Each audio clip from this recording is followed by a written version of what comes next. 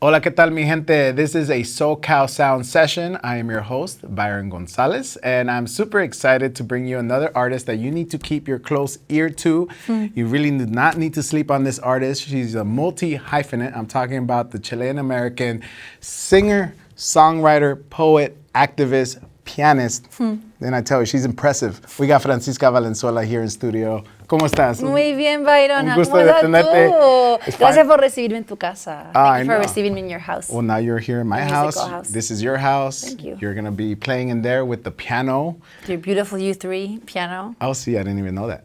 U3 piano. We're talking before. It's so nice. So nice. Thank you for having me. Yeah, well, finally, face to face. Like Claro. we've talked many times with screens. Through the years, yeah. But now, I think if we talked since La Fortaleza, Vida Tan Bonita, Yep. and now you have a new album in the works. Yeah. You kind of did like a soft announce, right? You have the Adentro tour, Yep. and that's the name of your new album. Exactly. I do want to get into the nitty gritty of your career and the album and the music that's coming up, but first I want to get into the nitty gritty of Francisca Valenzuela. Aquí estoy. All right.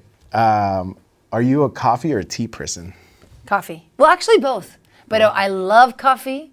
In the morning. I have to have coffee in the morning, but I drink a lot of tea. And I didn't know I was such a tea person until my birthday, for example, that was in March. So many people brought like tea stuff, like cool. tea implements, tea, special tea. So I like both really. I'm a hot beverage kind of person. Okay. Yeah, because it's very like you can. Soy una abuela, tú sabes. Aquí en mi corazón, dame una frazada, un librito, una película y un té. Una conversación y un té. Oh, that's perfect. Do you have a favorite planet? Yeah. I think I should say. I guess Saturn. Saturn? Yeah. Why? not? Te gustan los anillos? Sí, po. I think it's because it's like accessorized. Yeah, right? Yeah, that's the only planet that has accessories. Tiene como algo, tiene como una falda, like a skirt. Well, you know, Jupiter has like accessories too. They have like 5 moons. They do have 5 moons. It's true. It's true. Depends on the day then. Today I say Saturn. It's Saturn. Sí. What's your favorite food? I think in Chile we're really big on avocado, palta, we call it. So I like avocado with everything. Avocado Palta? Palta, we call it. Oh, interesting. Chile, and I think, Peru and Argentina, we call it palta, the avocado, not aguacate. Oh. So I'm a big fan of palta with everything. And we do a lot of bread and palta, hot dog with palta, like a salad of tomato and palta with some rice and some meat or something. So palta stuff. I'm a big fan of pastas. Give me like a rice and a fried egg. I'll eat it happily. With palta. With palta, That's I eat all sorts of stuff. I'm not a picky eater. And then also, I'm a big fan of chocolate. I think I have a big sweet tooth for chocolate. Well, back to the palta thing now, it's like, I'm thinking like, what do you call guacamole then? So guacamole. Okay. Guacamole, That's guacamole. Sí. Because it's like kind of like it's considered like, como fuera, from outside of Chile. So it's like, we know that it's like from other places. But we have our own kind of like salsa thing that's called pebre. Doesn't have palta though, but it's like tomato and cilantro and a little bit of spicy and some onion and stuff like that. I love learning these things. Sí. Regional things. All the Latin American cuisine. Yeah, it's so different all across the board. We're not all the same people, Yeah, exactly. Muchas maneras, many ways of being Latino. Yeah, I agree. Exactly. Sí. Are you much of a reader? I feel like you are. I like to, yeah. Recently I haven't been reading, but I do like to read. What's like your favorite book? Not like recent book, but maybe a book that you love to read over and over again because it's just your favorite. I mean, there's so many, but I think, for example, yesterday, we're on tour right now. So we're in the van a lot. And I'm a big, big fan of poetry. And I really love Ada Limon. I loved her for years. And now I loved like this kind of boom she's had recently with her laureateship. I'm a big fan of hers. And yesterday in the van, I heard one of her talks and she read her poem. Because I get dizzy in the car when I read. So I listen to a lot of podcasts and music and then we play games and we talk and stuff.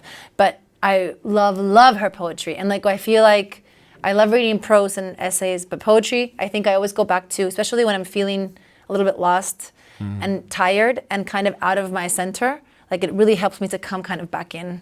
And I love Ada Limon because she has this, Ada Limon, listen to this, I love you.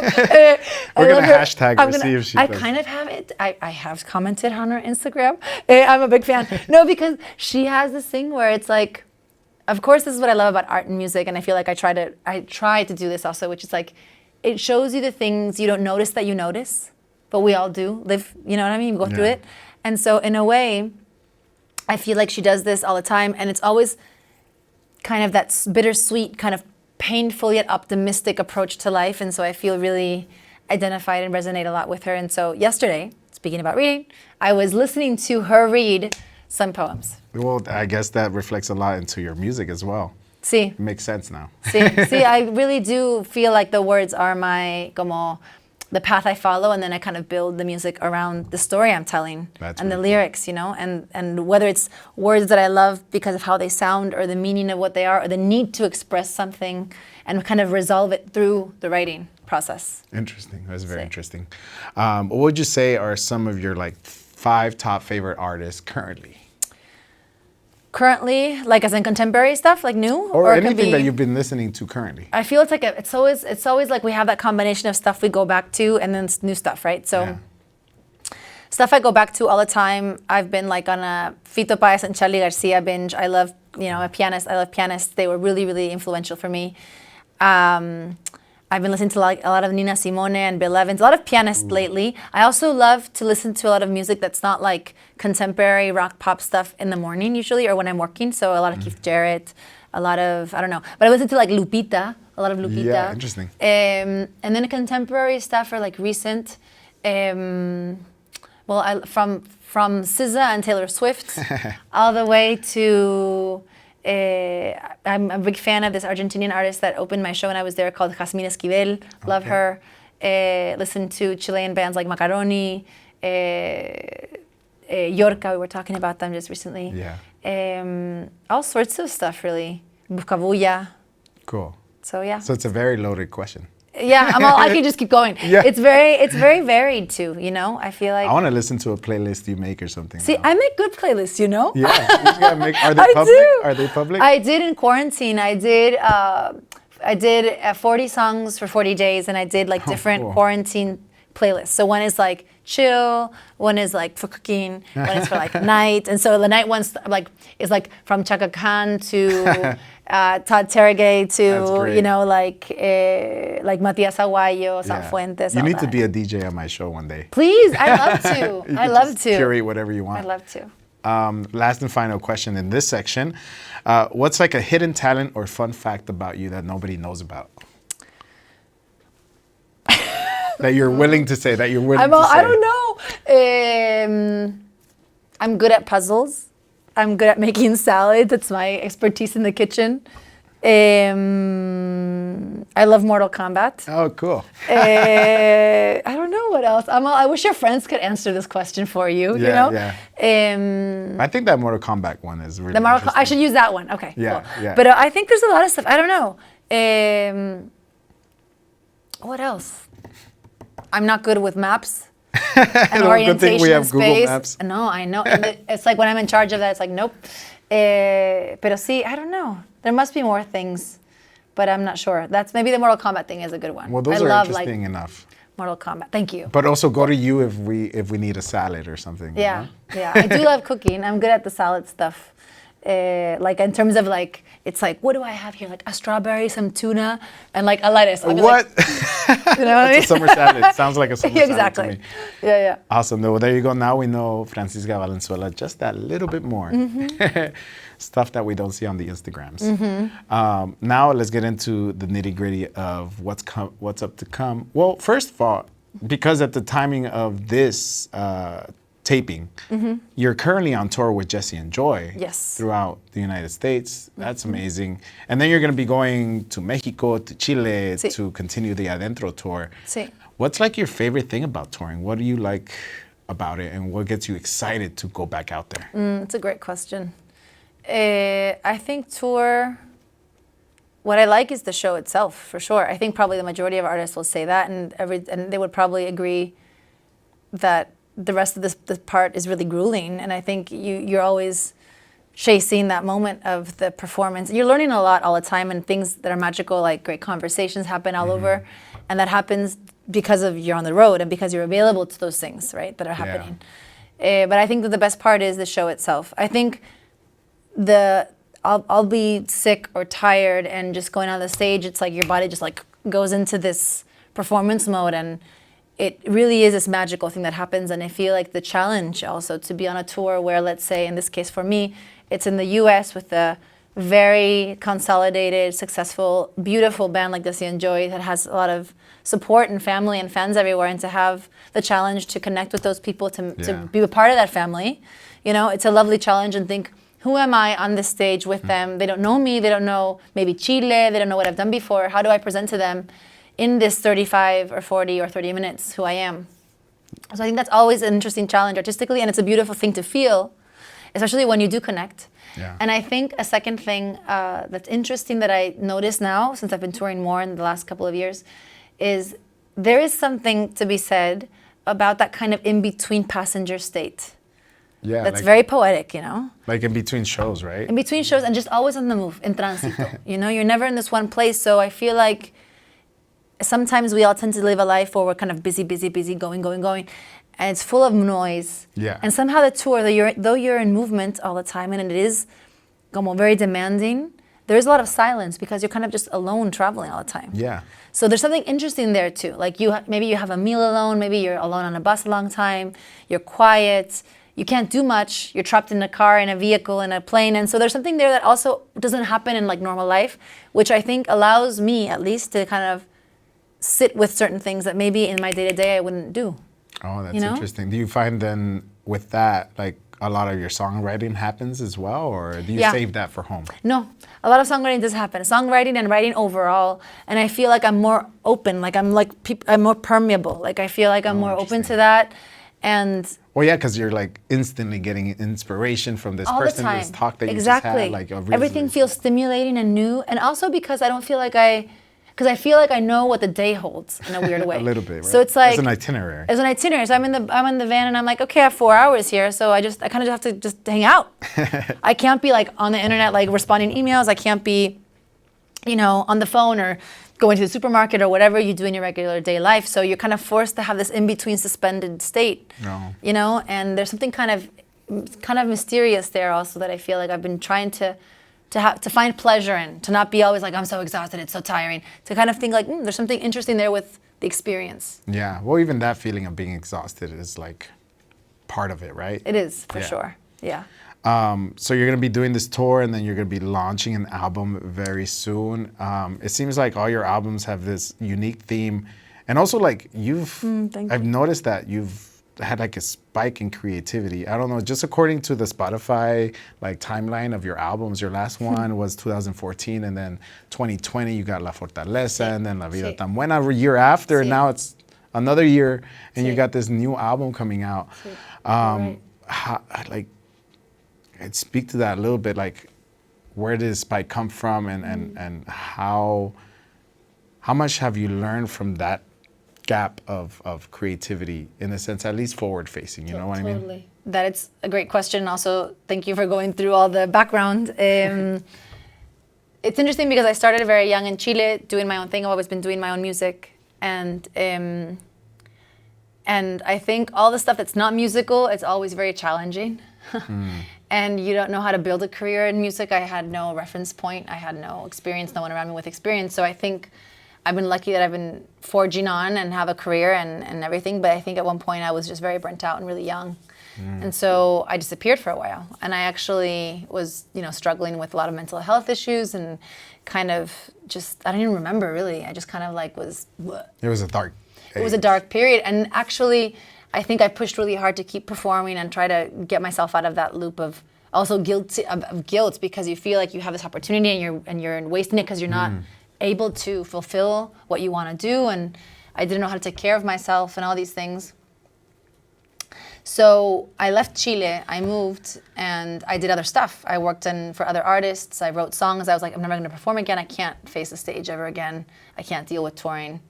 It was really, really, really sad. It was very dark. It was very challenging. And I think once I worked on myself and was able to kind of go through that period, the spike came. Because there was like an opening, there was se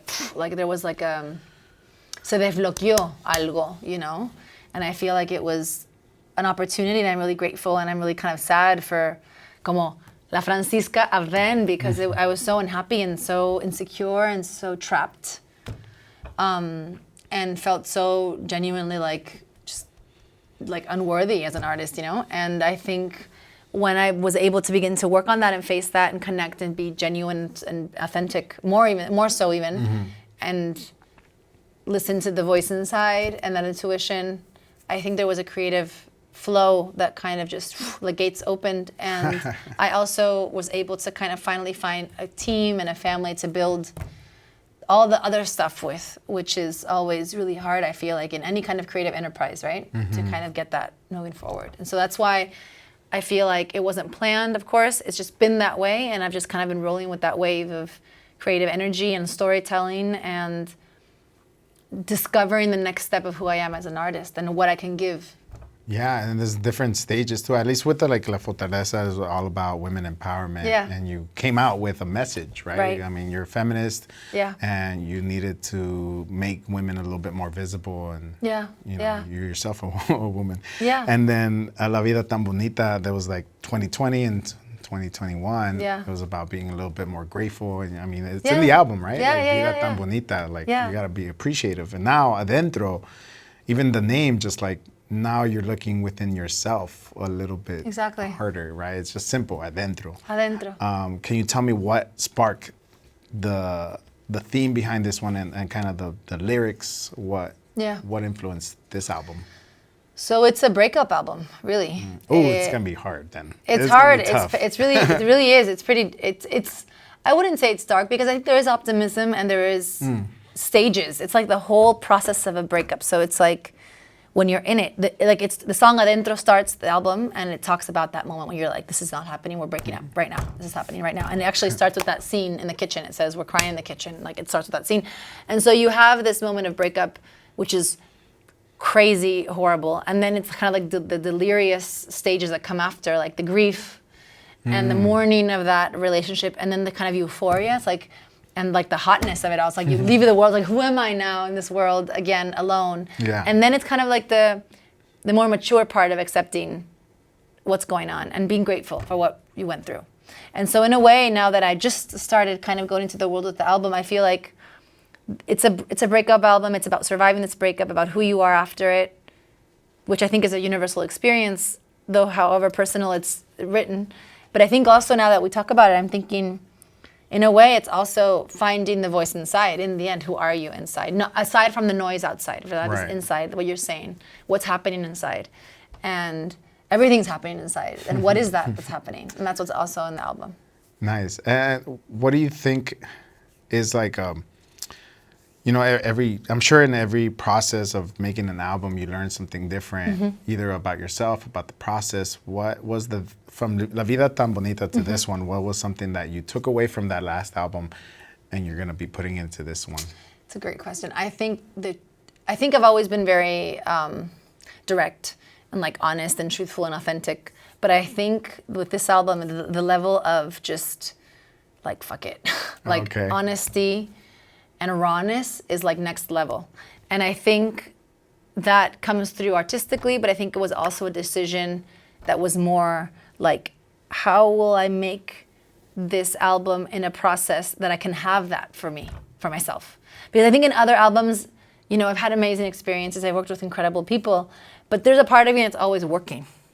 Like, you know, more executive vibes. Like I'm in the music and stuff, but then it's like, it's a new producer or it's a studio I don't know that well, or I feel kind of self-conscious about something, and I'm kind of in and out of my head, and I think that is not how you want to approach the artistic stuff and the interpretation. And it's hard for me. I don't have, like, as my personality, it's hard for me, like, just with my personality to really, really just, like, dive deep into the emotional and soltar and surrender to that and not feel like, not feel afraid. And so I really knew, I'm like, this album, which I did not know was going to exist, but it became a necessity.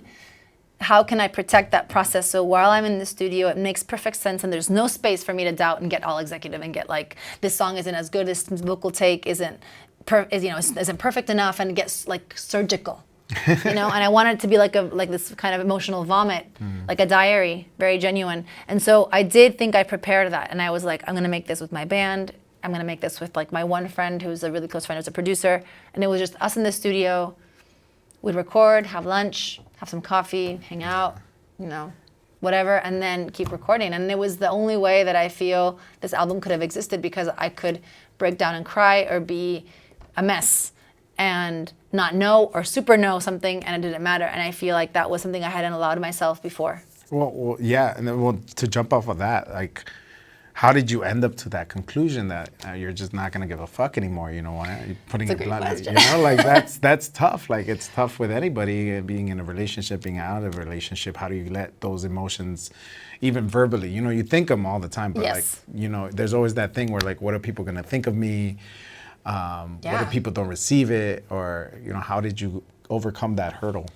I think I am still. I think it's just, I'm always good to go into battle with fear. That's it. That's all I do. All I've done. That's what I've learned when I was with this whole career. I feel like people think I'm really strong and got it together, but really what I do is I just go for it, you know. And I think I fear more the fact of not doing it than just doing it, even though I do it with fear. I don't feel at all 100% confident or secure.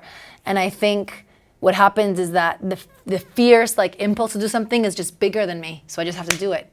And with these songs, I think what happened was that they felt very true, and they feel very true and very genuine, and they were really a conversation with myself. And I think I felt really excited that I had music as a tool to take that photo, to really, you know, kind of like record that conversation, that feeling. And I feel like, I know we're talking about this right before we started the interview, but I feel like in those moments of pain or delirium or crisis, whatever the nature, you're always looking for those spaces that identify with what you're feeling. And I feel like I do that all the time, whether it's with music or writing or stories or poetry or conversations or shows or whatever. And I feel like I was having that with myself. And I feel like that was also, it was like, I feel kind of lucky that I've built a whole career to a point where not only can I do what I want, but maybe this is also part of what I do, of this vocation of being artistic and having a story to tell through the music I can create because of this experience. Like, just lean into that. Try to not control it or give it a shape or try to make it like super trendy or what it's supposed to be in the world today. And I think that also came with just being in the grind so long, and also trying to be respectful with who I am as an artist and be excited for that. Like, kind of cheer that on through the pain. Yeah, then also that point you made about not being part of the trend too, because sometimes the trend could be very superficial. I mean, I think it's great if it has to do with what you're doing. For example, for me, I feel like I'm a pretty eclectic artist. I've done bachata, like we had a bachata song with Abel Pintos in Argentina that was #1, and it did really well. And I've done collaborations with ska music and boleros and all sorts of stuff. And I really love all kinds of music, and I feel I can bring a part of myself to each genre that feels, when I feel authentic in the relationship with the other artist.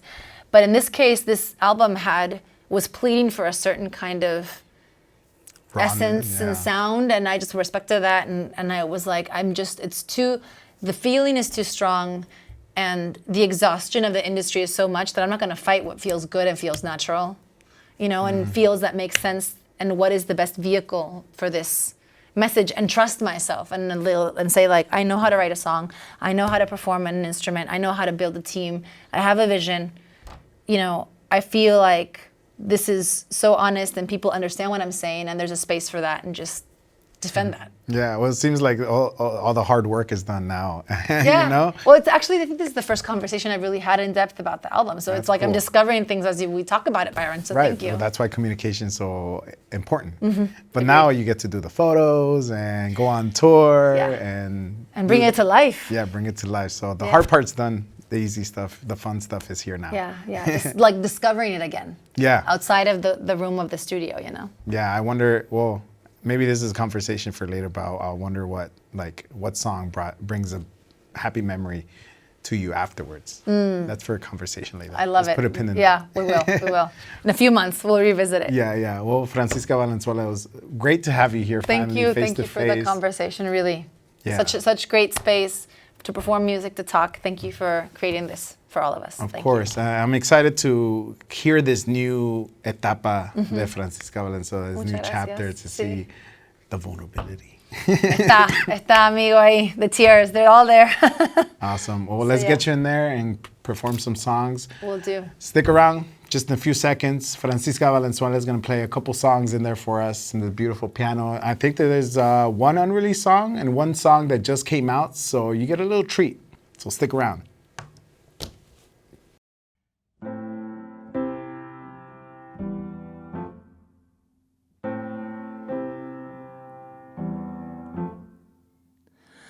Tengo una ansiedad, no me deja respirar. En la mañana me levanto sin saber. Será hoy día un día igual que ayer. No quiero hacer nada ni ver a nadie. Mejor me quedo aquí, ya me ahogo en un vaso de agua y está todo tranquilo. Me siento mal, realmente mal, cansada de ser tan emocional. Perdóname si todo me pasa aunque no haya nadie. Soy mejor que esto, yo sé. Soy mejor que esto, yo sé. Y aquí estoy disculpándome. Peleo con las sombras sin saber por qué. Tengo una ansiedad, no me deja respirar. En la jaula de mi mente sin salir. Como otros pueden dejar todo ir. Un día arriba y otro abajo. Sé que esto pasará y así es la vida. ¿Y pa' qué me enojo? No consigo nada. Mejor soltarte, dejarlo atrás. Tenerte cerca me ayudará. Eres el remedio invisible para este mal. Y soy mejor que esto, yo sé. Soy mejor que esto, yo sé. Y aquí estoy disculpándome. Peleo con las sombras sin saber por qué. Soy mejor que esto, yo sé. Soy mejor que esto, yo sé. Y aquí estoy disculpándome. Peleo con las sombras sin saber por qué. Soy mejor que esto, yo sé. Soy mejor que esto, yo sé. Y aquí estoy disculpándome. Peleo con las sombras. Yo peleo con las sombras. Tú peleas con las sombras. Peleas con las sombras sin saber por qué. Saber por qué.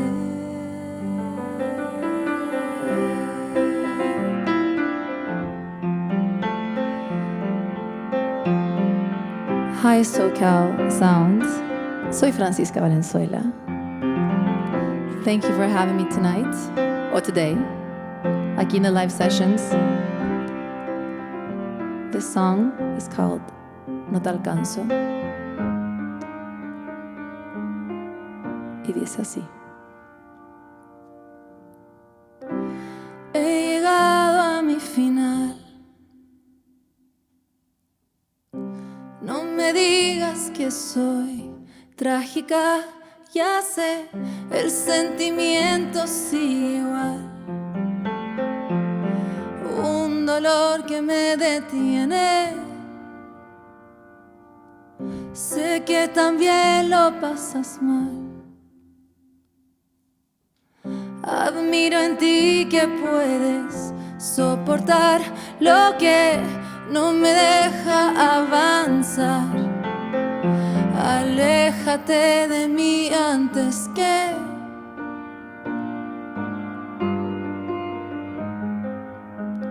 no me veas así. Me duele más herirte a ti que a mí. De pronto toco fondo y entra el agua, entra el agua, entra el agua. De a poco yo me hundo, voy derecho hacia abajo. Me revuelco en la ola, estoy a punto de dejarlo. Yo te veo al otro lado, tú me extiendes una mano. Y aunque trate no te alcanzo, aunque trate no te alcanzo, no te alcanzo. No, no te alcanzo.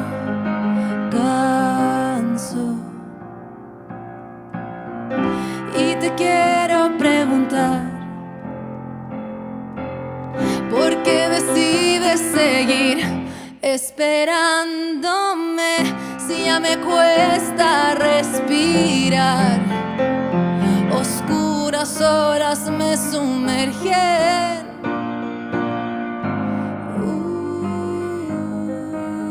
No me veas así. Me duele más herirte a ti que a mí. De pronto toco fondo y entra el agua, entra el agua, entra el agua. De a poco yo me hundo, voy derecho hacia abajo. Me revuelco en la ola, estoy a punto de dejarlo. Yo te veo al otro lado, tú me extiendes una mano y aunque trate no te alcanzo, aunque trate no te alcanzo, no te alcanzo. No, no te alcanzo. Dejo una carta, cuento todo y ruego que me perdones. Es un sabotaje, me autoahogo, es muy tarde. Ven, ven.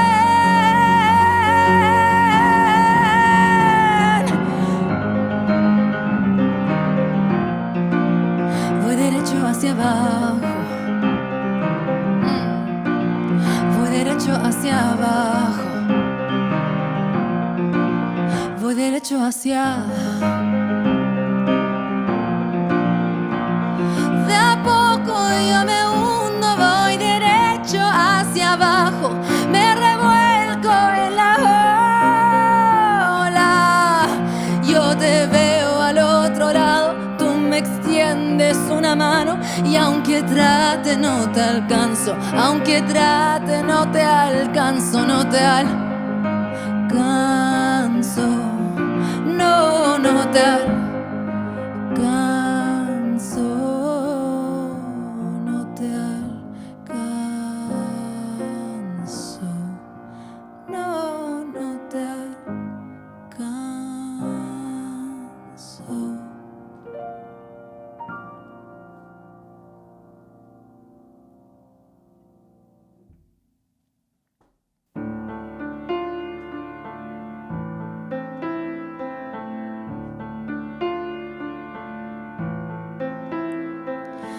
Hice lo que pude, todo lo sostuve. El amor en mí, todo te lo di hasta que se acabó. Fuimos un tú y yo, tanto, tanto tiempo, que el yo en mí al entregarse a ti se disolvió. Yo te quise amor, quizás te di demasiado, pero ya no queda nada para ti. De tanto amarte desaparecí. Si lo nuestro se apagó lento con los años, y seguir sería un engaño. Es que ya no queda nada para ti. Necesito encontrar lo que perdí. Hoy decido ser feliz siendo solo extraños. Nunca quise hacerte daño. Una cama ajena, una cama ajena. Muero si me vieras. Mi promesa fue sincera. Hoy dejo que muera. Yo te quise amor. Tal vez pedí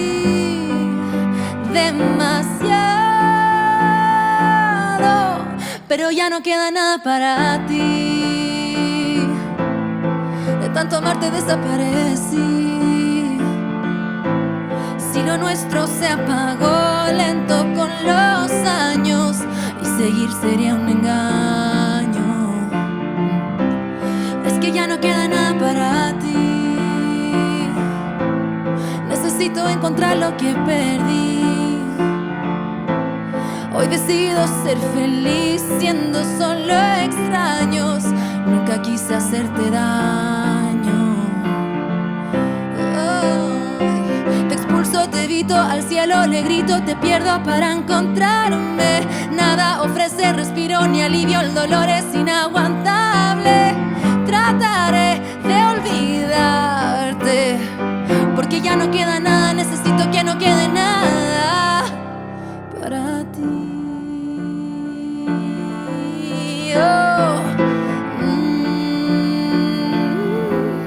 Hoy te pido ser feliz siendo solo extraños. Ni el amor pudo salvarnos. Es que ya no queda nada, no queda nada. Tanto perdí. Hoy te pido ser feliz siendo solo extraños. Nunca quise hacerte daño, nunca quise hacerte daño.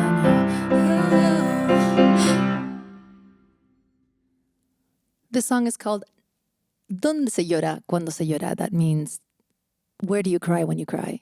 For our non-Spanish speaking friends here at SoCal Sound. Soy Francisca Valenzuela. I'm Francisca Valenzuela. And here is this song for you guys. I hope you enjoy it.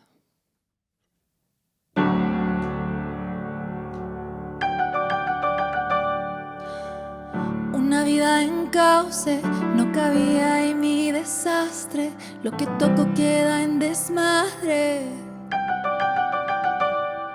El cielo veo distinto, entre lágrimas lo distingo, que te amo aún un poquito.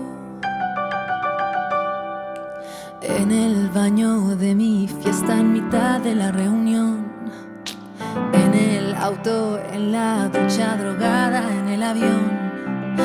Lágrimas llenas esconden bien la pena, ese talento no lo tengo yo. Si soy esa persona que se derrama como ola, donde se llora cuando se llora, donde se llora cuando se llora, donde se llora cuando se llora, si nadie se deja ver.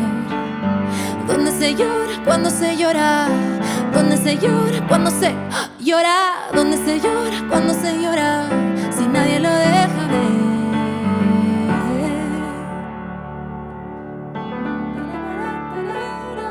Llevo los ojos cansados y te veo a ti en todos lados, que el dolor no sea en vano. Mi llanto cubre la noche y por mis mejillas corren ríos de sal caudal que no acaban, me atrevo a soltarte. Donde se llora cuando se llora, donde se llora cuando se llora, donde se llora cuando se llora, si nadie lo deja ver. Donde se llora cuando se llora, donde se llora cuando se llora, donde se llora cuando se llora, si nadie se deja ver. En el borde de la cama vaciando tu cajón, en el hombro de mi amiga temblando el corazón. ¿Y qué voy a hacer? Es tanta la pena. ¿Qué voy a hacer? ¿Es esto un error? A través del maquillaje no se ve el dolor.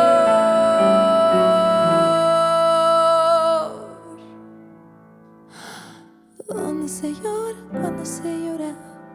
¿Dónde se llora cuando se llora? ¿Dónde se llora cuando se llora? Si nadie se deja ver. ¿Dónde se llora cuando se llora? ¿Dónde se llora cuando se llora? ¿Dónde se llora cuando se llora? Si